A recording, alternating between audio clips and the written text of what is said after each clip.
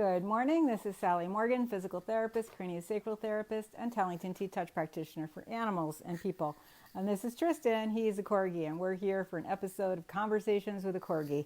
And we've had a couple days off due to traumatic injuries in my body from yard work. You know, when the snowplow guy shovels the rocks with a 2500 truck across my yard, and I have to rake them back, and you know, I don't weigh anything like a 2500 truck. It's not very nice. I need a little yard tractor with like a shovel on the front. Anyway, that's done. On to the next yucky yard drama whenever it stops raining. Anyway, we are here today on National Doctors Day, and this day is so important to me personally. I know many people who are doctors. Many of my close friends are doctors, and I just have so much gratitude and appreciation for doctors today, especially during this time with COVID-19. Their jobs are hard on a normal day. I know quite a few people who are surgeons who are on their feet for, hours and hours and hours and on end, several times a week. And if they get called in to do emergencies, they never get their time off. A good friend of mine here, she's lucky to have like 12 hours at home with her family. And it's difficult. It's very difficult, and that's in a week.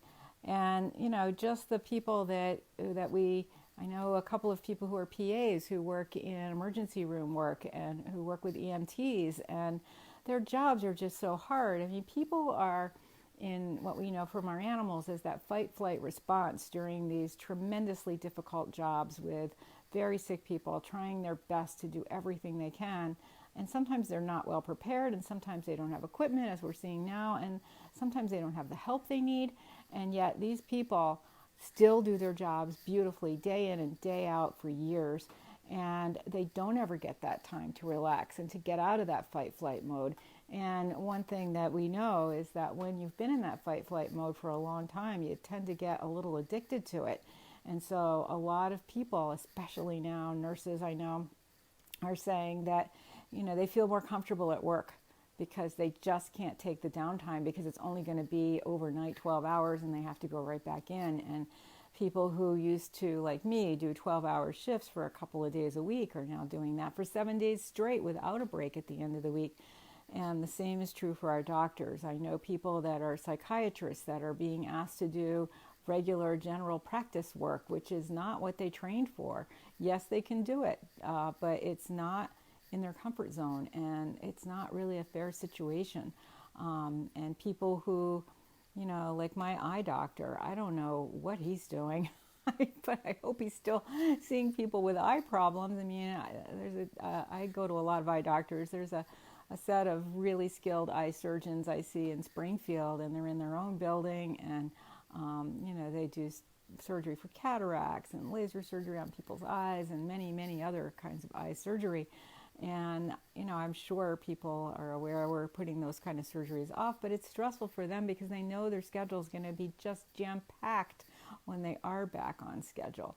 So, doctors just do many things every day that we don't even know about. I mean, even when I was a teacher, people who were new to teaching had no idea that teaching is about 10% of your time in the classroom of the work you do.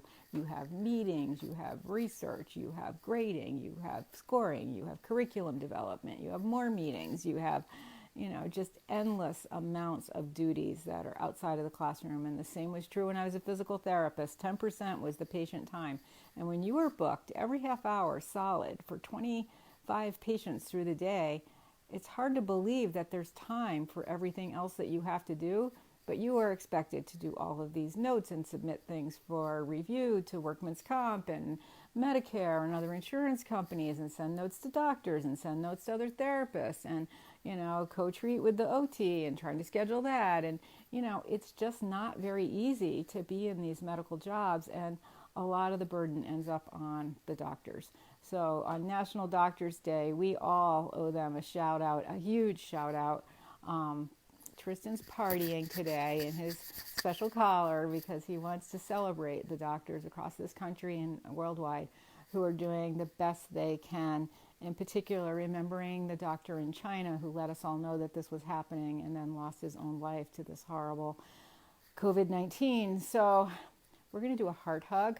Remember, that's the face of a clock on your chest. You're starting at the 6, pushing your skin in a circle all the way around the clock back to the 9, with your hands crossed. We're just going to do a heart hug of gratitude for doctors around the world because it's National Doctors Day, and we want to celebrate them because we have just not enough gratitude to fill all that they give back out to the world every day. So thank you, doctors everywhere. And you know, this is National Doctors Day. I personally don't choose to use this day to celebrate other kinds of doctors, you know, PhDs in entomology, chiropractors, even veterinarians have their own day. So let's just take this day for 24 hours to really be grateful for physicians and all they do for us day in, day out, especially now when things are so difficult. Thanks for joining us for this episode of Conversations with a Corgi. One more heart hug. Gratitude for doctors everywhere. And I guess we're in our homes for another month. Someone was saying, you know, during World War II, we were asked to take up arms and women were asked to work in factories and we were asked to cut back on our food and everything to put all of our resources into the war effort. And they compared that to today when we're being asked to sit on our couch and stay in the house or our yard or whatever, stay away from people. Not a very hard thing, and we are facing something just as devastating, and we need to really pay attention to what we're being asked to do. So thanks for joining us for this episode of Conversations with a Corgi.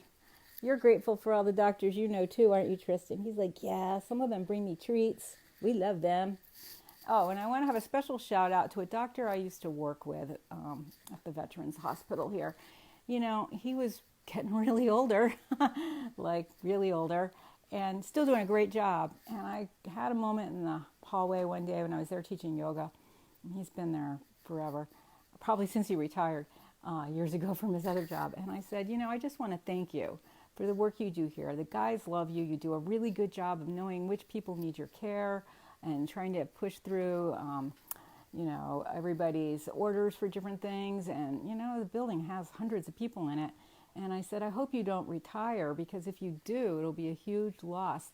And he said to me, I think I can never retire because this job gives me as much as I put into it. And I know these people and I know I'm good at my job and I know I need to keep doing my job as long as I possibly can. And not just for them, but for myself.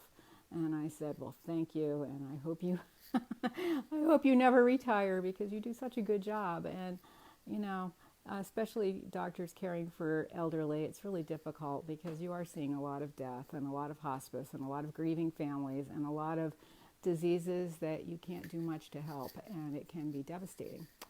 So thank you again to all the doctors on National Doctors Day. Thanks for joining us. We'll see you tomorrow. Everybody have a good day.